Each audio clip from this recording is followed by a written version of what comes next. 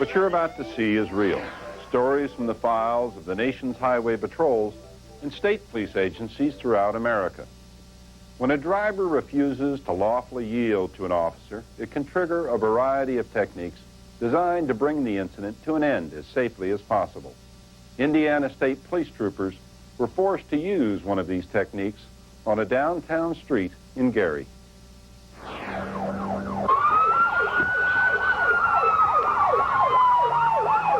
We just got a call of a subject in pursuit, another unit in pursuit of a car here on Ridge Road who will not stop for him. We're going to go and see if we can help him, some type of assistance. We're behind the vehicle now. Myself and Trooper Douglas, we're joining the other trooper. See if we can get this vehicle stopped here. Damn! She just started.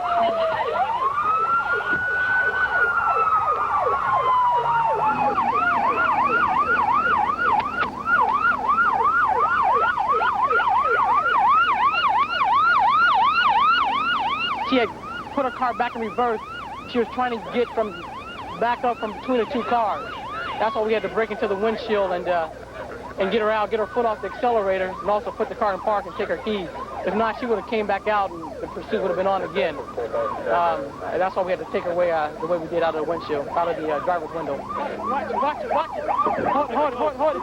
Hold it, hold it, hold it, hold it. You got the keys? Watch your hand, watch your hand. Get the hand, get the hand.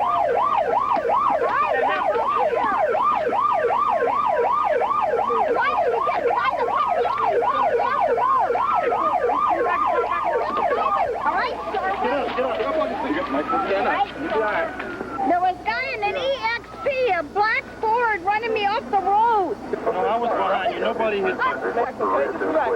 Smells like a brewery in here. Could you please come here to this park? I'll tell you where this guy is. With no license, fictitious plates, running me off the road. Right now, we got to see if we can work everything out and see what happened, why she ran from the officer in the first place. The reason we tried to stop her as soon as possible, she has already rammed the vehicle down on Ridge Road Street here. District 13, 11-2 is at the scene at this time. He is involved in 1050 also. She rammed me when we turned the corner at the first street up ahead. I tried to get on the side of her. We had another unit on the other side. And that's when she intentionally rammed me on the left side of my vehicle. You can see it's damaged up in the front. I'm telling you the truth. First, find out who she This is. guy is on 2 bonds. I know. I've been seeing him. Get in the car. Hey, Get in the car. Get in the car. Ma'am, have a seat. Have a seat. Watch your legs. Watch your legs. Have a seat, ma'am. Watch your legs. Thank you. Thank you. Right now, I'm trying to find her identification, driver's license. All you need to do is picture ID. Subject appears to be extremely intoxicated at this time. She seems to be okay. It's drunk. It's drunk. She'll be probably going to Lake County Jail for further investigation. Probably go to also to the hospital and see if we can get a blood alcohol on her.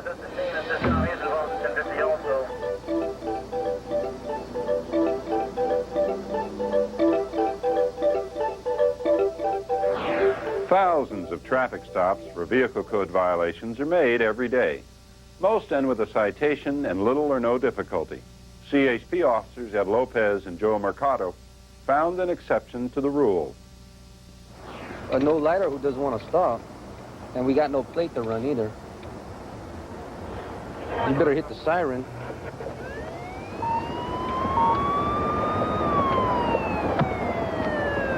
L82, Robert 1, failure to yield.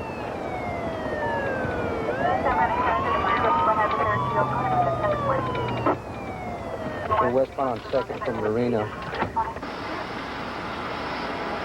We observed this van approaching our location, traveling without any headlights on. We proceeded after the said vehicle. Step out of the car. Now, step out of the car. Yes, you.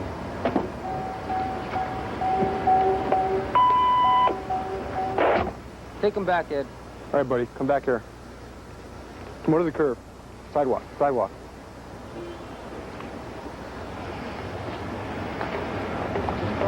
What's your name, guy? Come look at me. Over here, look at me. Put your hands on your head. Turn around. Face the other way.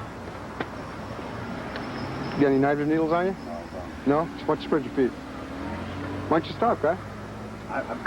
You guys got me nervous. I think I'm like, damn, I seen that red line like that. Yeah. I thought it wasn't near mines. I know I'd messed up. You thought what? I thought it was like 2 signals or 2, whatever. During our investigation, it was learned that a weapon was possibly tossed from the vehicle while we were in pursuit of it. The tow operator that came by found this gun down right where he made his right turn off of 2nd Street onto Lorena, and that round, I believe, matches the gun. So they chucked it out as we were trying to get him stopped. But I didn't see him do it. So I think that's probably why he slowed down so much right there. 711-774. No problem. Follow my pen with your I eyes never on. went through this before, so how does it work? I'm explaining to you right now. I just want you to keep your head straight. Follow my pen with your eyes only, okay? Follow my pen with your eyes only. My eyes on your pen. Speak English, right? You understand me? See. Okay. 400 David, show us 10-8. See? The whole deal is we got a witness, okay? And we're going to go confirm the story. If he says what I think he's going to say, you're going down further. For what? For what? Concealed and a loaded firearm. Which means what? Talk to me in English. What does that mean? What are you saying? That means you go to jail. Anything. You could find a dead body from that. You gonna blame it on me? Yeah, right. No, you're not. Simple as that. No, you're not. No, you're not. Watch us.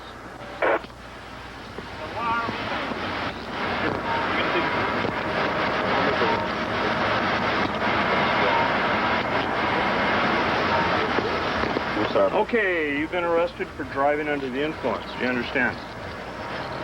Okay? Alcohol. No, I don't understand. You don't understand. Okay, this officer is going to explain it all to you on your way down. What are you guys saying? Okay. You said you didn't have any beers, right? No. You said you didn't have any, right? So if I did want it, you guys didn't I pass or what? See, first I was cool, all right? You don't want to take a test? Did I say that? Well, you haven't said which one you do want to take. Why should I if you guys don't play me at The first? choices are simple. Either you're going to Yeah. take a test or you're I'm not. sure they were, Do just wanna like you guys take a made me act test? like a fool right there in the corner. I passed all your tests and everything. Now you're gonna make me ask me again? If you did, if you didn't Yo, think that you're drunk, then If why don't I'm you take drunk, a drug take me to test? jail. If you don't want to take a test, you will lose your driver's license automatically. You need to listen to what he's telling you.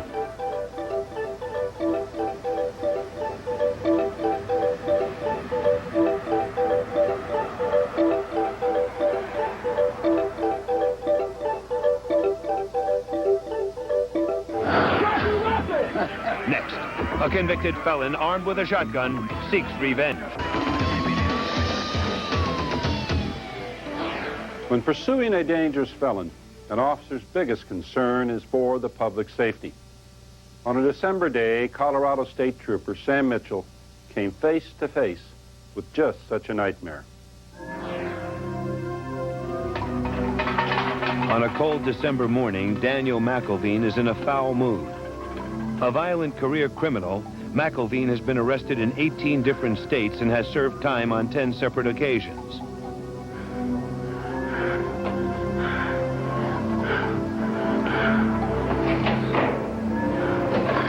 Good morning.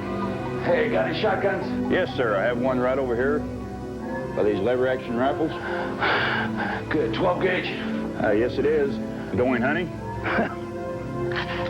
Yeah. Pig. McElveen, just released from a federal penitentiary, returns to Idaho Springs, Colorado, seeking revenge on a policeman who made the arrest that resulted in his most recent jail term. Don't you want your receipt? Hey, give it to the IRS. After purchasing a shotgun, McElveen goes down the street to a local tavern. You ever read a book called Vengeance? He spends the rest of the morning drinking heavily, and when the bartender finally kicks him out, McElveen is drunk, angry, and dangerous. Oh, yeah? I didn't like this place anyway.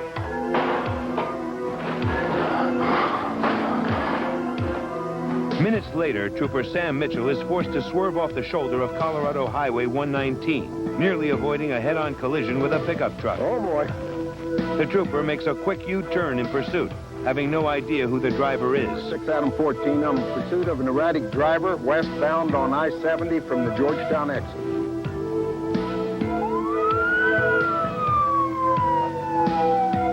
Mitchell follows the truck for nearly 5 miles before McElveen finally responds to the trooper's lights and siren and pulls off the road.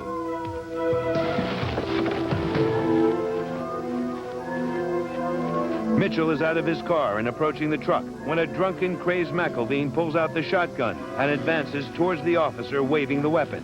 Sir, put the gun down. Get back in the car.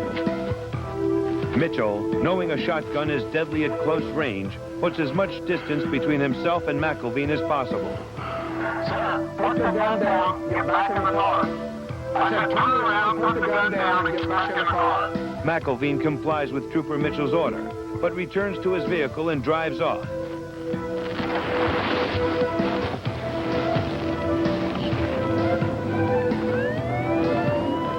Mitchell gives chase and is soon joined by sheriff's deputies and other troopers. During the pursuit, Mitchell observes McElveen drinking from a whiskey bottle and waving his shotgun out the window. The chase comes to an end at the Loveland Basin ski area. The parking lot is filled with skiers, creating a very dangerous situation. The officers have to move fast to keep bystanders from getting hurt. Boxed in by troopers and deputies, McElveen jumps out of the pickup with his shotgun. The terrified bystanders scatter as the officers draw their weapons in response.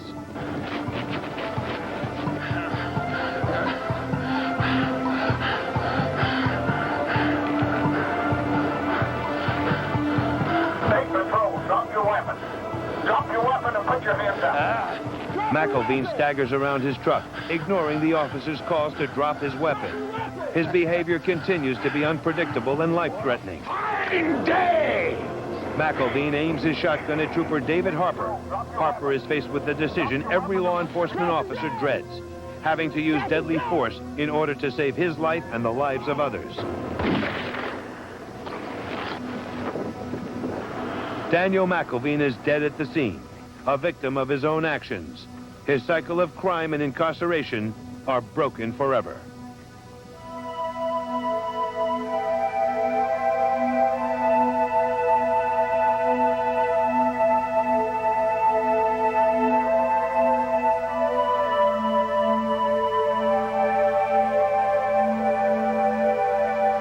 Do you have any ID with you at all? Any identification?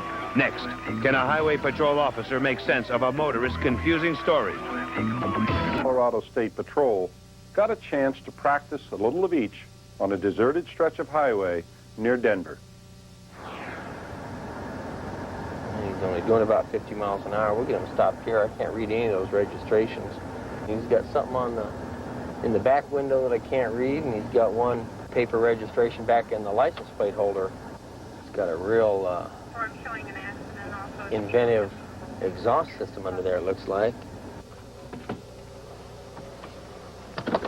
677 Denver, the line, be advised your parking plate, zero both.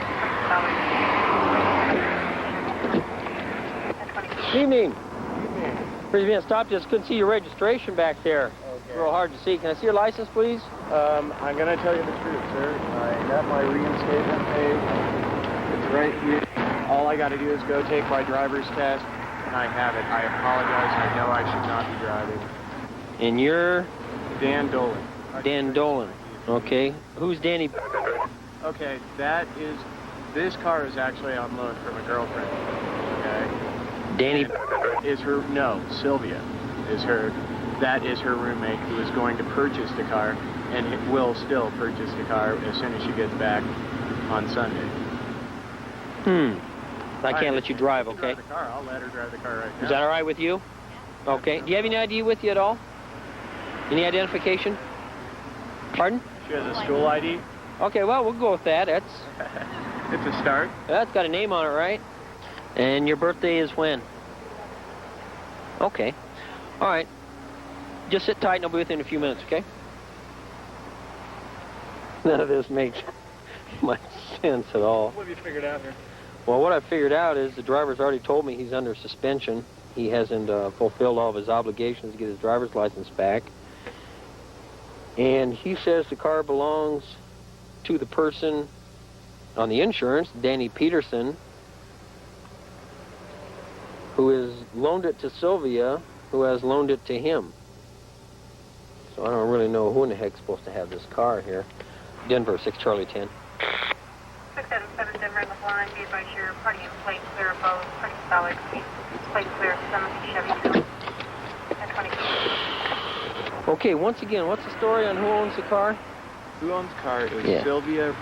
Okay, and? Sylvia are on there. She's been married. All right, and who's Danny to Sylvia? Her mate, who lives at the exact same address. I believe it's 875. Now, did he used to have the car, or? He is in the process of purchasing the car, okay? Okay. He's not paid all the way for the car, so she loaned it to me while she was in Montana. All right. She's coming back on Sunday. Okay.